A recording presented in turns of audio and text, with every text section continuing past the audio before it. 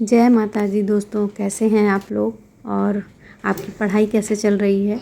मेरी तो सुबह हो चुकी है और मैं आज अपनी ज्योग्राफ़ी की नोट्स से रिवीज़न करना शुरू कर दी हूँ, क्योंकि जब नोट्स कंप्लीट हो गए हैं मेरे, थोड़े बहुत मैंने कहा था कि रह गए हैं, उन टॉपिक्स को मैं अभी बुक में पढ़ रही हूँ, पढ़ लूँगी, फिर उसके बाद वो भी बन जाएंगे मेरे नोट्स। और क्योंकि नोट्स बनाने के बाद उसे रिवीज़न करना सबसे ज़्यादा ज़रूरी होता है। रिवीज़न के लिए ही हम नोट्स बनाते हैं, क्योंकि बार बार पूरी बुक्स को पढ़ना और फिर क्या इम्पॉर्टेंट है क्या नहीं उसे ढूंढना ये पॉसिबल नहीं होता है। तो इसके लिए हम नोट्स बनाते हैं जो कम टाइम में हम बार बार पढ़ सकते हैं। और सच बताऊं तो बुक रीडिंग करना तो आसान है, लेकिन नोट्स बनाना ही थोड़ा मेहनत का काम है और सबसे ज़्यादा टाइम भी इसी में लगता है, क्योंकि हम ये देखते हैं कि क्या इम्पॉर्टेंट है, क्या हमें नोट करना है। ऐसा नहीं है कि हम जो भी मिला उसे लिखते चले जाएं, एक पूरी बुक तैयार कर दें, तो ऐसा नहीं है। हमें शॉर्ट में बनाना होता है नोट्स को, ताकि हम उसे बार बार पढ़ें और एग्ज़ाम में जब क्वेश्चंस आएँ तो उसे सॉल्व कर पाएँ। और जब एग्ज़ाम नज़दीक होता है तो हमारे पास टाइम भी कम होता है, तो हम कम से कम चीज़ों को पढ़ पाते हैं। तो बस उसका फ़ायदा हमें नोट्स बनाने से मिलता है। और अभी मैंने नहा धो के पूजा अपना शुरू कर दी है। पूजा करने के बाद फिर मुझे खाना बनाना है और मैं किचन में आ गई हूँ। 1 2 3 4 1 2 3 4 हम बच्चों का नारा है।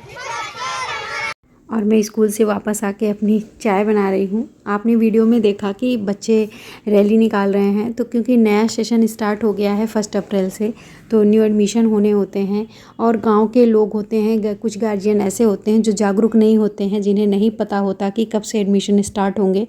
तो उनको जागरूक करने के लिए, उनको जानकारी देने के लिए हम टीचर्स का ये फ़र्ज़ होता है कि हम स्कूल चलो रैली निकालें और उन्हें ये जानकारी दें कि जिसका बच्चा 6 साल का हो गया है वो आके एडमिशन करवा लें।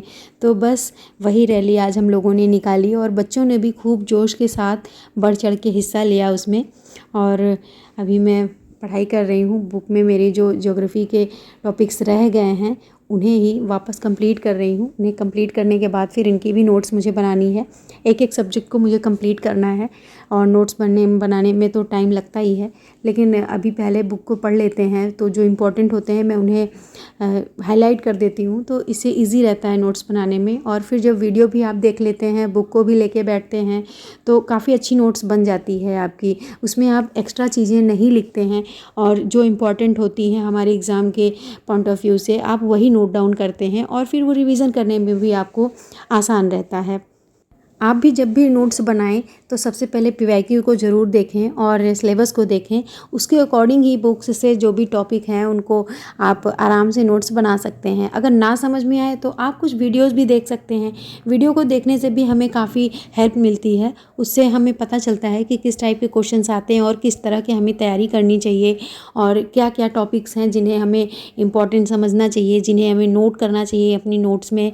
और इससे आप फालतू की चीज़ों को भी नहीं नोट डाउन करते, आपका टाइम भी बच जाता है और आप अपना कम समय में ज़्यादा अच्छा रिजल्ट भी दे पाते हैं। और इसी के साथ वीडियो का एंड करते हैं। Bye bye, take care, thank you.